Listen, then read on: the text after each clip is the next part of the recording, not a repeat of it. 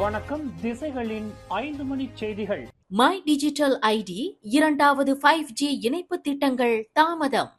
பிப்ரவரி 12 பேச்சுவார்த்தைக்கு வரும் அமைச்சர் கோவிந்த் சிங் தகவல். மை டிஜிட்டல் ஐடி இரண்டாவது 5G இணைப்பு ஆகிய இரண்டு முக்கிய இலக்கவியல் திட்டங்களின் தாமதம் குறித்து பிப்ரவரி 12 நடைபெறவுள்ள தேசிய இலக்கவியல் பொருளாதார மன்றம் 4வது தொழில் புரட்சி மன்ற கூட்டத்தில் விவாதிக்கப்பட உள்ளது.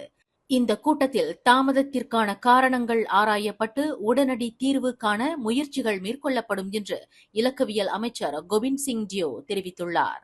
இந்த திட்டங்களின் தாமதத்திற்கு பல அமைச்சுகள் சம்பந்தப்பட்டிருப்பதை அமைச்சர் ஒப்புக்கொண்டார். பிரதமர் அன்வார் இப்ராஹிம் இந்த திட்டங்களின் தாமதம் குறித்து அதிருப்தி தெரிவித்திருந்தார். இந்த திட்டங்களை விரைந்து முடிக்க அரசு தீவிர முயற்சிகள் மேற்கொண்டு வருகிறது என்று கோவிந்த் சிங் கூறினார். மை டிஜிட்டல் ஐடி திட்டம் 1 வருடம் தாமதமாகிறது.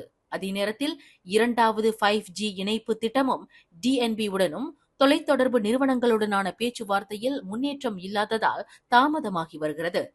இந்த தாமதங்கள் நாட்டின் இலக்கவியல் மயமாக்கல் முயற்சிகளில் பின்னடைவை ஏற்படுத்தும் என்று கருதப்படுகிறது. இந்த திட்டங்களின் முக்கியத்துவத்தை உணர்ந்து அரசு கூடிய விரைவில் பிரச்சினைகளை தீர்த்து திட்டங்களை செயல்படுத்துவதில் முனைப்புடன் உள்ளது. பிப்ரவரி 12 நடைபெறும் கூட்டத்தில் இதுகுறித்து விரிவாக விவாதிக்கப்பட்டு முடிவுகள் எடுக்கப்படும் என்று எதிர்பார்க்கப்படுகிறது. ஜோஹர் பத்துபஹாட் ஸ்ரீ மேடான் பகுதியில் மழைக்காலங்களில் அடிக்கடி வெள்ளப்பெருக்கு ஏற்படுவதால் மக்கள் நீண்ட காலமாக தற்காலிக நிவாரண மையங்களில் தங்கியிருக்க வேண்டிய சூழ்நிலை உருவாகியுள்ளது. கடந்த மார்ச் மாதம் ஏற்பட்ட வெள்ளம் கடந்த 30 ஆண்டுகளில் மிக மோசமானதாக கருதப்படுகிறது. மோசமான வடிகால் அமைப்பே இந்த வெள்ள பிரச்சினைக்கு முக்கிய காரணம் என்று மக்கள் குற்றம் சாட்டுகின்றனர். வெள்ளத்தால் பாதிக்கப்பட்ட மக்கள் தற்காலிக நிவாரண மையங்களில் நீண்ட காலம் தங்கியிருக்க வேண்டிய சூழ்நிலை இருப்பதால் அவர்களின் அன்றாட வாழ்க்கையும் பொருளாதாரமும் பெரிதும் பாதிக்கப்பட்டுள்ளது. சில வணிகங்கள் கூட மூட வேண்டிய நிலை ஏற்பட்டுள்ளது. வெள்ளம் காரணமாக பயிர்களும் சொத்துகளும் சேதமடைந்து மக்கள் பெரும் நஷ்டத்தை சந்தித்துள்ளனர். வெள்ள பிரச்சனையை தீர்க்க குறுகிய நீண்டகால நடவடிக்கைகள் எடுக்கப்பட்டு வருகின்றன. தற்காலிகமாக நீரை வெளியேற்ற நீர் இறைக்கும் கருவிகள் பயன்படுத்தப்படுகின்றன. வடிகால் அமைப்பை மேம்படுத்த நிதி ஒதுக்கப்பட்டுள்ளது. நீண்டகால தீர்வாக மத்திய அரசு வெள்ள நிவாரண திட்டங்களுக்கு 1.6 பில்லியன் ரிங்கிட் ஒதுக்கியுள்ளது. இந்த திட்டங்கள் 2027 ஆண்டுக்குள் முடிவடையும் என்று எதிர்பார்க்கப்படுகிறது. அமெரிக்கா லாஸ் ஏஞ்சலஸில் ஏற்பட்ட பெரிய தீ விபத்தில் UCLA எனப்படும் கலிபோர்னியா பல்கலைக்கழகத்தில் படிக்கும் 14 மலேசிய மாணவர்கள் பாதிக்கப்பட்டுள்ளனர் என்று மலேசிய உயர்கல்வி அமைச்சு உறுதி செய்துள்ளது. பாதிக்கப்பட்ட மாணவர்களுக்கு தேவையான உதவிகள் செய்யப்பட்டு தேவைப்பட்டால் அவர்களை பாதுகாப்பாக வெளியேற்றுவதற்கான திட்டங்களும் வகுக்கப்பட்டுள்ளன. மாணவர்கள் தற்போது பாதுகாப்பாக உள்ளனர் என்றும் பல்கலைக்கழகத்தின் அடுத்த கட்ட அறிவுறுத்தலுக்காக காத்திருக்கிறார்கள் என்றும் தெரிவிக்கப்பட்டுள்ளது. இந்த தீ விபத்து லாஸ் ஏஞ்சலஸ் வரலாற்றில் மிக மோசமான ஒன்றாக கருதப்படுகிறது. சுமார் 1,80,000 மக்கள் வெளியேற்றப்பட்டுள்ளனர். மேலும் பலர் வெளியேற்றப்படலாம் என்ற எச்சரிக்கையில் உள்ளனர். இந்த சோகமான சம்பவத்தில் இதுவரை 11 பேர் உயிரிழந்துள்ளனர். மலேசிய அரசு லாஸ் ஏஞ்சலஸில் உள்ள தூதரகம் மூலம் மாணவர்களின் பாதுகாப்பை உறுதி செய்து தொடர்ந்து கண்காணித்து வருகிறது.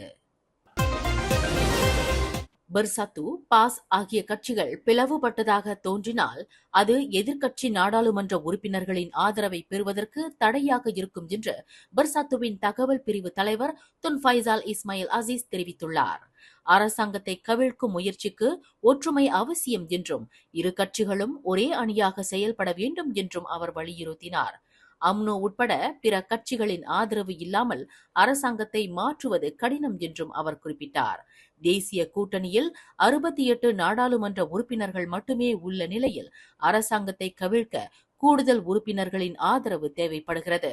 அம்னோவில் உள்ள சில நாடாளுமன்ற உறுப்பினர்கள் தங்களுக்கு ஆதரவளிக்க கூடும் என்று துன் ஃபைசால் கூறினார். ஆனால் மற்ற கட்சிகளின் ஆதரவும் அவசியம். பொதுக்கூட்டங்களை மட்டும் நடத்துவதன் மூலம் அரசாங்கத்தை கவிழ்ப்பது கடினம் என்று அவர் ஒப்புக்கொண்டார். வரவிருக்கும் தேர்தலுக்கு முன்பு அரசாங்கத்தை அமைக்கும் லட்சியம் பாஸ் கட்சிக்கு இன்னும் உள்ளது என்று பேரா மாநில பாஸ் கட்சியின் ஆணையர் ரஸ்மான் ஜக்கரியா முன்பு தெரிவித்திருந்தார். இந்து சமயம் தமிழ் மொழியை வாய்மொழியாக பேசுவது மட்டும் போதாது. செயலில் காட்ட வேண்டும் என்று டிஎஸ்கே குழுவின் தலைவரும் மஹிமா தலைவருமான டாக்டர் சிவகுமார் வலியுறுத்தியுள்ளார். டிஎஸ்கே குழுவானது இந்து சமயம், பாரம்பரியம் ஆகியவற்றை உட்படுத்தி பல்வேறு சமூக சேவைகளை செய்து வருகிறது. குறிப்பாக குழந்தைகளுக்கு 2022ஆம் ஆண்டு 110 மாணவர்களுடன் தேவார வகுப்பு தொடங்கப்பட்டது. இது பெற்றோர்களிடையே பெரும் வரவேற்பை பெற்றது. இலவசமாக பொதுமக்களுக்கும் அந்த இளைஞர்களுக்காக ஒரு 4 திட்டத்தை கொண்டு வந்திருக்கோம். இந்த திட்டத்தை பார்த்தீங்கன்னா முதல் திட்டம் வந்து தேவாரம், அது இலவசமாக தேவார வகுப்பு. கடந்த 2 வருஷமாக இது செஞ்சுட்டு இருக்கோம். அப்படி இருக்க போது இந்த வருஷம் வந்து 2025ஓட தேவார வகுப்பு ஆரம்பிக்கிற முன்னால ஏன் இனிமே ஒரு சமய வகுப்பு நம்ம சேர்த்துக்குவோம்னு சொல்லிட்டு ஒரு எண்ணத்துல தான் இதை கொண்டு வந்திருக்கோம். நான் எல்லாரும் நினைப்பீங்க எதுக்குடா சமய வகுப்பு நினைப்பீங்க. ஆனா இப்ப இருக்க காலகட்டத்துல வந்து எல்லாம் மாறி போயிடுச்சு. ஏன்னா சமய வகுப்புமே எடுத்துக்கிட்டீங்கன்னா அங்க வந்து அந்த பேச்சாளர்கள் வந்து சரி எப்படி ஒரு கோயிலுக்கு போகணுமா, எப்படி நம்ம சாமி கும்பிட போறோம், என்னென்ன செய்யணும், என்ன முறையில நம்ம இது பண்றோம்னு சொல்லி அந்த எண்ணத்துல தான் அந்த சமய வகுப்பு வரும். அதே நேரத்தில் அதை சேர்ந்து தேவாரம்.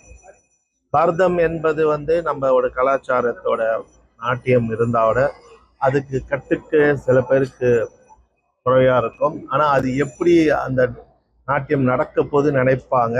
அதுக்கு ஒரு இன்ட்ராக்ஷனா தான் இந்த திட்டத்தை கொண்டு வந்திருக்கோம். கண்டிப்பாக உங்களுக்கே கேள்வி வரும், ஏன் 3 மாதம் அப்படி இருக்க போது இந்த 3 மாதத்துல கத்துக்க முடியுமா தவில், நாதஸ்வரம், பரதம்? இந்த வரவேற்பின் காரணமாக நேற்று தேவாரம், சமயம், பரதநாட்டியம், தவில், நாதஸ்வரம் ஆகிய வகுப்புகள் அதிகாரப்பூர்வமாக தொடங்கப்பட்டுள்ளன. இந்த வகுப்புகள் அனைத்தும் பத்துமலையில் புதிதாக திறக்கப்படவுள்ள இந்திய கலாச்சார மையத்தில் விரைவில் நடைபெறவுள்ளதாக டாக்டர் சிவகுமார் தெரிவித்தார். வயதுக்கு எல்லை இல்லை, அதே மாதிரி எத்தனை எண்ணிக்கை வரீங்களோ அதுக்கு என்ன இல்லை. ஆனா இது எல்லாத்தையும் ஒரு ஒரு ஒரு திட்டமா கொண்டு வந்திருக்கோம். எப்படியா 3 மாச திட்டத்துல வந்து அதுல பாத்தீங்கன்னா 12 வாரம் வகுப்பு இருக்கும். அந்த 12 வாரம் வகுப்புல யாரு அதை முழுமையாக அதை கலந்துக்கிறாங்களோ அவங்களுக்கு தான் ஒரு சர்டிபிகேட் வந்து ரிசீவ் பண்ணுவாங்க. அதனால அது என்ன காரணம் செய்யுமா, சில பேர் வருவாங்க 2 நாள் கழிச்சு 3 நாள் வர மாட்டாங்க. ஆனா அந்த ஒரு டிசிப்ளினா அவங்க இருக்கணும்னு சொல்லிட்டு அந்த எண்ணத்துல வந்து தான் இருக்கும். வயதும் எல்லை கிடையாது, அதே மாதிரி எத்தனை பேர் வேணா கலந்துக்கலாம். இது வந்து ஒரு 3 மாசம் முடிஞ்சோன்னா அடுத்த ஒரு 3 மாசம் புது பேட்ச் வரும். அந்த மாதிரி திட்டத்தெல்லாம் கொண்டு போயிருவோம்.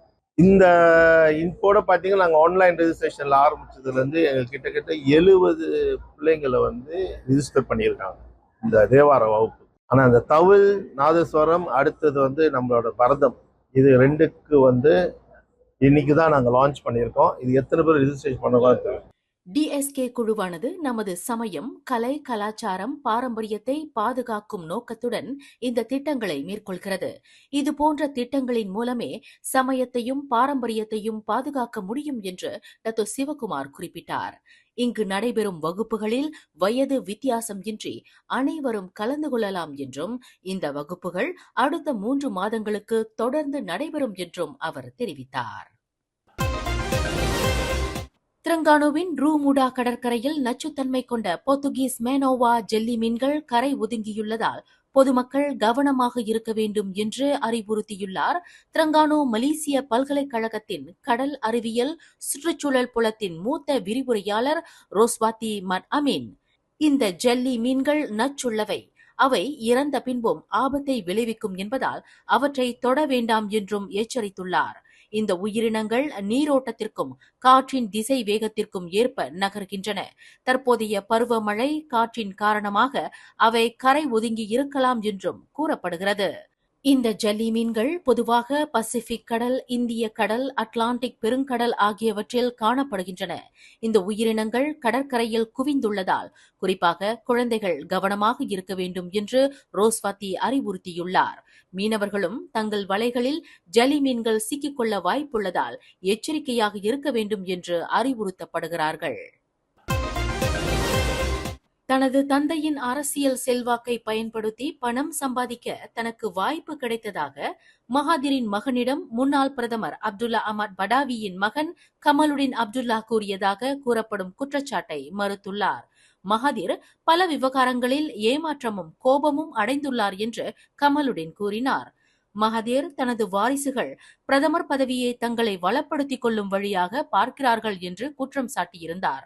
நஜீப் ரசாக் பிரதமரான போது தான் முதலில் மகிழ்ச்சி அடைந்ததாகவும், ஆனால் பின்னர் 1MDB ஊழல் போன்ற சம்பவங்கள் நடந்ததாகவும் அவர் குறிப்பிட்டார். கமலுடன் இந்த குற்றச்சாட்டுகளை மறுத்துள்ளார்.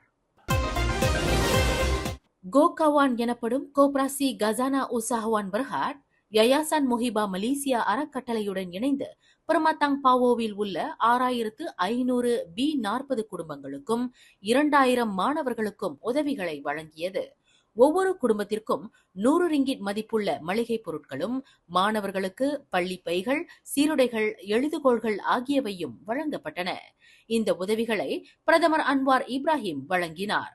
பினாங்கு முதலமைச்சர் சவ் கொன் யாவ் உடன் இருந்தார். வாய்ப்புகள் குறைந்தவர்கள் மறக்கப்படக்கூடாது என்பதையும், அவர்களுக்கு உதவி செய்ய வேண்டும் என்பதையும் சமூகம் உணர வேண்டும் என்று கோகவான் தலைவர் அங் யி குன் வலியுறுத்தினார். மேலும் செய்திகளை தெரிந்து கொள்ள கீழே இருக்கும் பெல் பட்டனை அழுத்துங்கள். உங்கள் மகிழ்ச்சியை வெளிப்படுத்த லைக் மற்றும் ஷேர் செய்யுங்கள். தொடர்ந்து திசைகளோடு இணைந்திருக்க சப்ஸ்கிரைப் செய்யுங்கள்.